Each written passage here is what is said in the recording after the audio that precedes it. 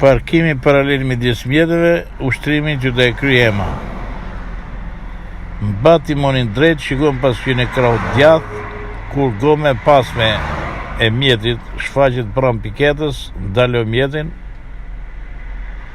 Kjo quhet vendosja e mjetit në pikë parkimit. Në këtë ndalim kthehen rrotat djathtas, inganohet marshi i ecës mbrapa. Tani shoferi përqendrohet në pasqyrën e shoferit. Kur në pasqyrën e shoferit del kjo piketa e mesit që imiton targën e automjetit, po ndalimi i dytë i automjetit. Në këtë ndalim drejtohet goma. Ndalimi i tretë ec mbrapa me mjetin, goma e pasme krahut majt vendoset shkelit vije parkimit. Në këtë ndalim kthehen rrotat majtës. Mbi këqyren 3 pasqyrat mos shënosh piketat dhe vijet e pandërprera.